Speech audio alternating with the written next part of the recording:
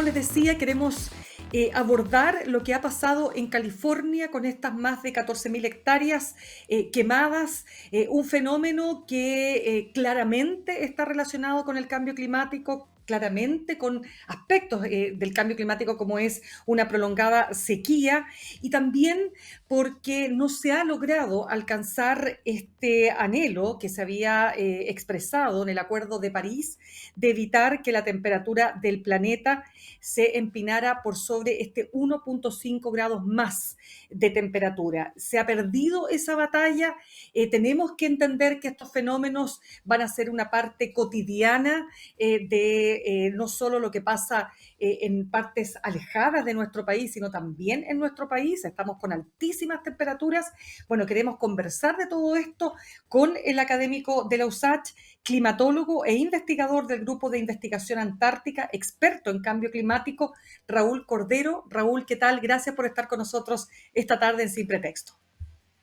Hola, ¿qué tal? ¿Cómo están? Raúl, lo primero es preguntarte, ¿cómo se explica esto que ha pasado en California? Porque estábamos acostumbrados a ver estos eventos, pero en época de verano. ¿Por qué ocurre esto en invierno?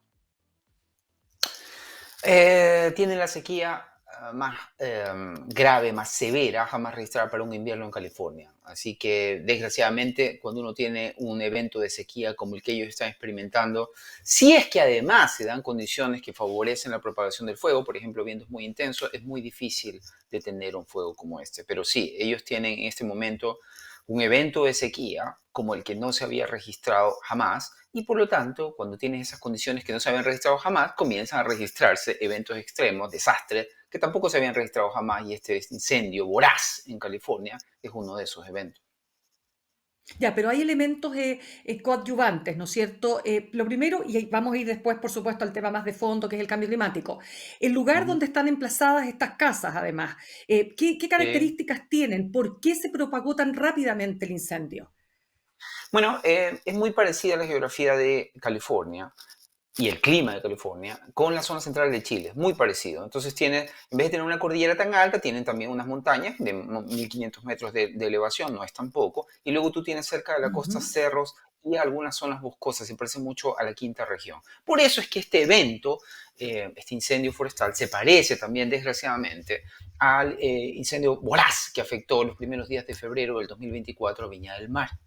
La cantidad de hectáreas quemadas, la cantidad de infraestructura afectada, casas y edificios afectados, son del mismo orden. En Viña del Mar se afectaron tuvieron distintos grados de afectamiento, alrededor de 9.000 propiedades. En California la última cuenta era alrededor de 14.000 propiedades, pero la moraleja de todo esto es que estamos hablando de condiciones climáticas muy parecidas, geografía muy parecida y vientos también similares. Por ejemplo, nosotros en la zona central, cuando tenemos estos vientos que bajan de la cordillera, vientos cálidos y a veces muy intensos, esos vientos son tan conocidos que tienen nombre. Por ejemplo, en el norte se llaman terral y en otras partes de Chile se Ujú. llaman puelche o raco.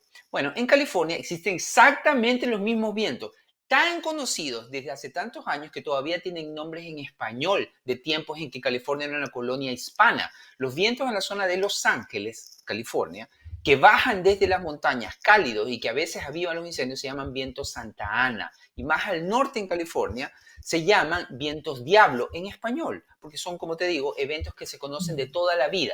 Dicho de otra manera, los vientos Santa Ana, los vientos diablo en California, igual que los vientos terral, raco, puelche en Chile, han existido toda la vida. Pero los incendios que vivimos en los últimos años en Chile y hoy en California, eso es nuevo.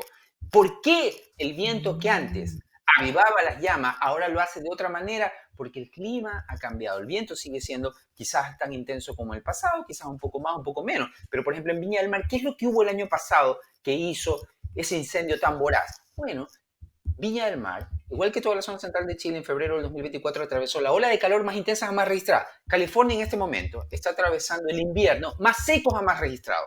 Y es ahí donde la huella del cambio climático se hace presente. Cosas que antes existían y que avivaban incendios, bueno, ahora los aviva de otra manera y hace que esos mismos fuegos, que antes se podían controlar, no sin poco esfuerzo, pero se podían controlar, ahora sean simplemente incontrolables. Durante 2 días En febrero de este año, perdón, del 2024, no pudieron hacer nada los bomberos chilenos para detener las llamas hasta que cambió el tiempo meteorológico, hasta que el viento paró. Y en California llevan una semana con ráfagas cada vez menos intensas, variables, ¿te fijas? Pero mientras esas ráfagas, esos vientos Santa Ana no se detengan y este evento termine, es poco probable que los bomberos logren controlar el fuego. ¿Te fijas? Claro, Raúl, cuando hablamos de sequía, en el caso de California, ¿de qué manera esa sequía convirtió lo que estaba alrededor de estas casas, ¿no es cierto? Que por lo demás eran casas de personas pudientes, ¿no? Esa es la característica que tiene este evento en particular. ¿Cómo fue que esa sequía se convirtió en un polvorín? Bueno, desgraciadamente, si no llueve nada, eh, cualquier vegetación que exista va a convertirse eventualmente en combustible fácil para alimentar cualquier fuego. Es decir, nosotros tuvimos varias temporadas de incendios que se dan en la zona central durante los veranos, porque los veranos son de manera natural para nosotros secos. Entonces, lo nuevo para nosotros que aparece, porque el verano ya es seco, ya tenemos estos vientos cálidos, lo nuevo, lo que ha aportado el calentamiento global es que los veranos ahora son extraordinariamente cálidos para nosotros. Ya, en California, ellos también tienen veranos extraordinariamente cálidos, también tienen incendios en verano, pero el problema para ellos, y eso también es algo extraordinario en este caso, es que, por ejemplo, para nosotros la temporada de incendios es durante el verano. En junio, que es el mes más lluvioso para la zona central de Chile, nosotros no tenemos estos incendios. No porque a veces en junio no haya calor producto de estos vientos que Ujú. bajan de la cordillera, no. Pero lo que pasa es que en junio a nosotros nos llueve de vez en cuando. Nos ha llovido poco durante los largos 14 años de Correcto. sequía, pero igual algo llueve. Entonces, aunque haya un malicioso que inicie un fuego durante el invierno, bueno, y aunque haya un evento de viento, es poco probable que ese incendio logre persistir y no sea fácilmente controlado porque el suelo está húmedo por la lluvia. El problema en California es que tuvieron el año pasado un buen invierno, el año pasado. Y ese buen invierno sirvió para que la vegetación ahora sea exuberante. Pero después de que pasó ese invierno húmedo hace un año, ahora han tenido un invierno extraordinariamente seco. Entonces toda esa vegetación seca ha alimentado estos fuegos. Sin esta sequía tan extraordinaria como la que en este momento California está teniendo, una sequía extraordinaria, 0 gotas de agua en los últimos meses, en pleno invierno, desgraciadamente una chispa puede producir una tragedia y eso es lo que acaba de pasar en California. Imagínate, lo que está pasando en California es como equivalente a tener un incendio gigante, gran magnitud, en la zona central de Chile en junio. En junio, es como Claro. inconcebible algo así. Porque nosotros hemos tenido inviernos Exacto. extraordinariamente secos, pero no como esta que está teniendo California. Claro, es que aquí es donde lo quiero vincular, Raúl Cordero. Conversamos a esta hora con el académico de la USACH y climatólogo e investigador del Grupo de Investigación Antártica, experto en cambio climático, que es lo que se ha señalado respecto de 2024 como el año más cálido, ¿no es cierto?, desde que se tenga registro. Y por otro lado, lo que se ha dicho respecto de este anhelo que se había planteado y de este objetivo más bien que se había planteado con ocasión del Acuerdo de París, que era no Ujú. permitir el aumento de la temperatura del planeta más allá de 1,5 y ya estaríamos aumentando, ya logramos sobrepasar esa meta. ¿Qué significa finalmente eso? Bueno, en términos de consecuencias, está más o menos a la vista. Te fijas, esos incendios en Viña del Mar mortales no son coincidencia. No es una coincidencia que 6 meses antes de Viña del Mar, Maui en Hawái haya sido arrasado por incendios similares con también más de un centenar de víctimas mortales. Y tampoco es una coincidencia que inmediatamente superado ese umbral de 1,5 grados que tú mencionas, haya un incendio de similares características esta vez en Los Ángeles, California. Es decir, vivimos una epidemia de eventos extremos que probablemente no estaríamos viviendo si no hubiésemos forzado la temperatura global que hemos logrado forzar. Así que las consecuencias en el mundo, entre comillas, físico, están Mm, ahí, a la vista de todos. correcto. Ahora, también desde el punto de vista político, esto refleja lo poco efectivas que han sido, lo insuficientes que han sido los avances en materia de mitigación del calentamiento global. La transición energética, que es la única manera en que vamos a detener el empeoramiento de la situación, tenía que haber sido más rápida y desgraciadamente está a la vista que no fuimos lo suficientemente rápidos. Dicho todo lo anterior, este límite de 1,5 grados no está explícitamente, no está explicado, digamos, en el Acuerdo de París. Se habla 1,5 grados, tenemos que evitar ese límite.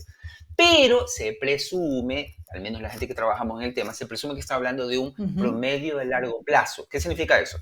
que todavía, a pesar de que ya se superó en el 2024, el promedio anual de la temperatura del planeta ya superó los 1,5 grados sobre el promedio de la era industrial, previo a la era industrial, como que ya pasamos, solo lo pasamos por un año, ese es mi punto.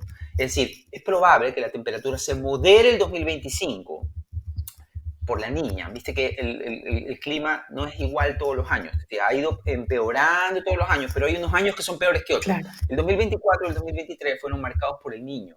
El niño también empuja el termómetro global al alza. Entonces la suma del cambio climático por un lado, más el niño, el cambio climático antrópico y el niño natural, bueno, esos llevaron los récords del 2024 y ambos contribuyeron a las tragedias que conversamos recién, Viña del Mar, Maui en Hawái y Los Ángeles en California. Pero este 2025 la niña acaba de comenzar y la niña probablemente modere la temperatura y haya que nos alejemos otra vez, solo por un tiempo, de este límite de los 1,5 grados. Por lo tanto, ¿te fijas? No es que ya fracasamos, el Acuerdo de París ya fracasó, porque el Acuerdo de París se considera fracasado si es que 1,5 grados es superado todos los años, durante al menos una década, lo que uno llama a veces el promedio climatológico. El 2024 fue un año especial porque estuvo el niño, pero ahora, con la niña, la temperatura probablemente se aleje de esa marca. Y eso significa que todavía tenemos, entre comillas, algo de tiempo para sentir que no hemos fracasado, ¿te fijas? Porque al final todo lo que estamos haciendo es una suerte de contabilidad creativa para decir, no hemos superado el límite, sí lo superamos, pero no, porque era el límite consistentemente, había que superarlo y ahora vamos a bajar de ese límite, ¿te fijas? Entonces, pero la moraleja es que al haberlo superado, aunque sea de manera momentánea durante el 2024, a pesar de que es probable que este año la temperatura baje levemente debido al baje el récord, no es que va a volver al clima de los años 80, ese clima ya Correcto. desapareció. Pero a pesar de todo eso, te fijas, es evidente, y estos récords nos subrayan eso, que no hemos hecho suficiente. Claro, porque mira, estaba precisamente haciendo una recopilación de los eventos que han sacudido al planeta, por lo menos en el año 2024. Están las inundaciones en Sí, Valencia como nunca antes se habían sí, visto, los huracanes en Estados Unidos, los tifones en las Filipinas, la sequía en el Amazonas. A ver, lo que te quiero intentar, digamos, para que me gustaría si tienes la posibilidad de ayudarnos a ver un futuro menos apocalíptico, ¿no? En términos de si esto sigue tal cual y no hacemos los cambios que se requieren. Entonces, ¿hacia dónde vamos? no, va a ser peor. O sea, estas cosas van a seguir pasando y van a pasar con cada vez más frecuencia. ¿Te fijas? Desgraciadamente, alterar la atmósfera de un planeta tiene consecuencias y esas consecuencias cuestan no solamente vidas, sino que también cuestan plata. Por ejemplo, me parece que lo hemos conversado previamente, es inevitable que las tarifas de agua, por ejemplo, en la zona central, que se está secando lentamente, más allá de que los últimos 2 inviernos el niño nos echó una mano, es un alivio momentáneo. La zona central se va a continuar secando y por lo tanto el agua cada vez va a ser más escasa y por lo tanto tener agua nos va a salir cada vez más caro. Por ejemplo, en las últimas semanas la zona central hizo noticia por haber sido afectada por marejadas. La gente que va a la playa, pucha, se quejó un poco, hoy hay marejadas, etc. Pero no solamente el mal rato que los bañistas frustrados tuvieron que pasar, sino que cada vez que hay marejadas se cierran los puertos del país y los costos de importación y exportación aumentan. ¿Te fijas? Y así podemos hacer una larga lista de problemas que el cambio climático causa a la economía del país, afectando, si no directamente, la vida de las personas, lo hace indirectamente vía el bolsillo de las personas. Es decir, como te digo, el cambio climático causa problemas y por lo tanto nos sale más barato mitigarlo, evitarlo, vía una transición más rápida de las energías renovables. Desgraciadamente ese consenso político al respecto existe solo en pocos países. Uno es Chile, en Chile no hay problema, en Chile toda la derecha y la izquierda está más o menos de acuerdo, hay consenso de que hay que avanzar en la transición energética a las renovables, pero ese mismo consenso no existe en otros países cuya industria depende mucho más de la industria petrolera.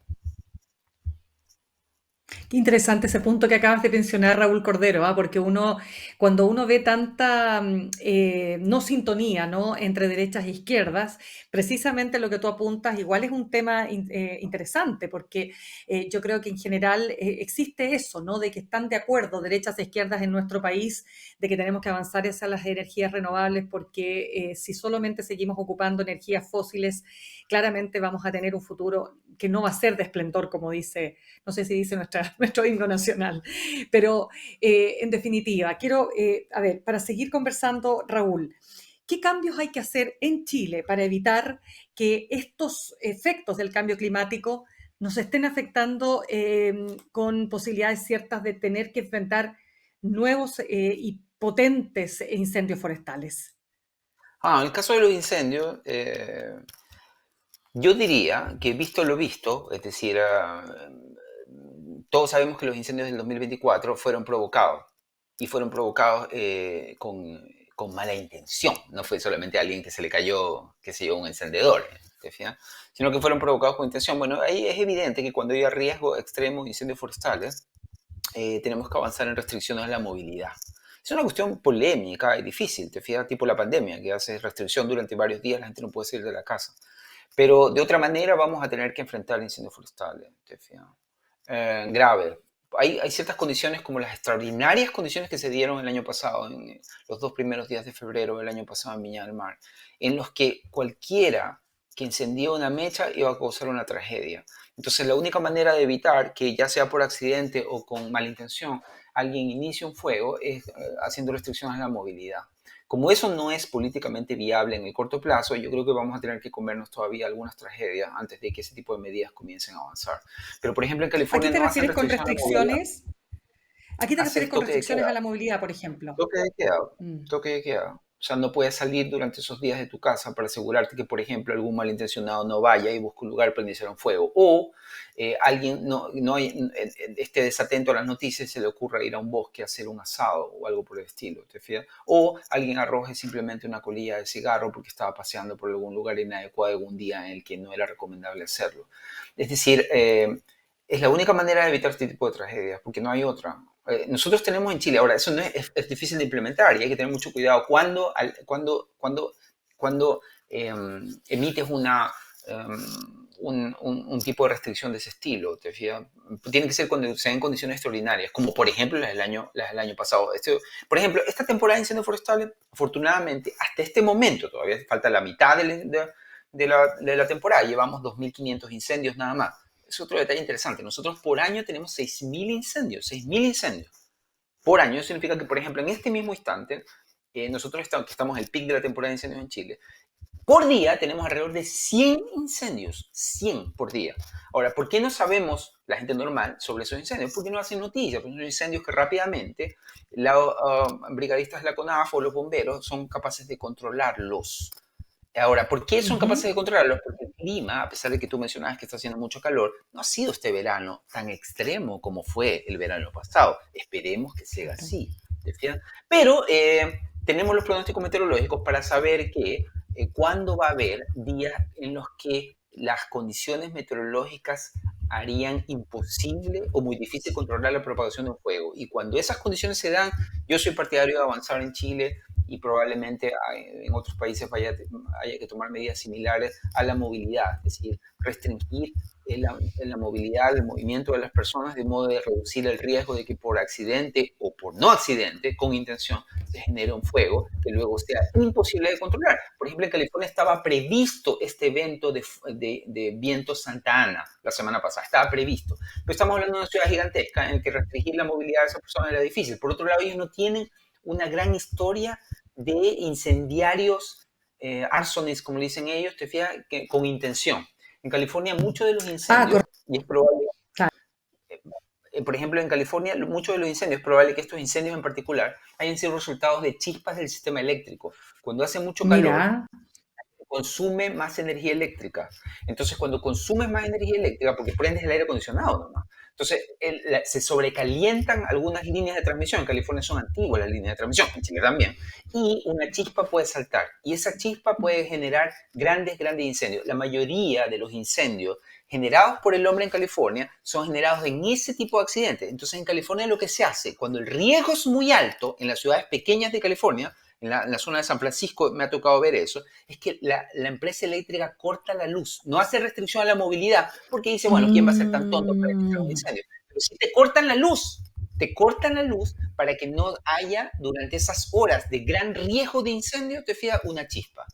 Porque si se da durante esas horas un incendio, los bomberos no lo van a poder controlar. Entonces te fijas que ellos están restringiendo la manera en que se distribuye la Claro. energía eléctrica. ¿Te fijas? Entonces, nosotros todavía no tenemos, la mayoría de los incendios de nosotros son provocados por las personas, como te digo, por ineptitud o por malicia. ¿Te fijas? Entonces, por lo tanto, en nuestro caso, más que cortarnos la luz, lo que probablemente tengamos que hacer es controlar la movilidad de las personas o restringir la movilidad de las personas cuando las condiciones meteorológicas hacen extraordinario el riesgo de que pase algo como lo que pasó en el 2024. ¿Te fijas? Hay que recordar, perdimos más de 100 personas. De hecho, en California, que ya lleva ardiendo una semana, te fijas, han perdido hasta la fecha, hasta el momento, 25 personas. Lo que pasó en Chile, sobre todo la escala, Viña del Mar es una ciudad, entre comillas, pequeña al lado de Los Ángeles, te fijas, y el número de propiedades afectadas en Viña del Mar fueron 9.000, de acuerdo a una estadística que hizo la Universidad Católica. En California llevan del orden de 14.000, se van a acercar probablemente a los 20.000, pero te fijas, el mismo orden. O sea, la tragedia de Viña del Mar fue una tragedia importante del que tenemos que sacar algunas lecciones.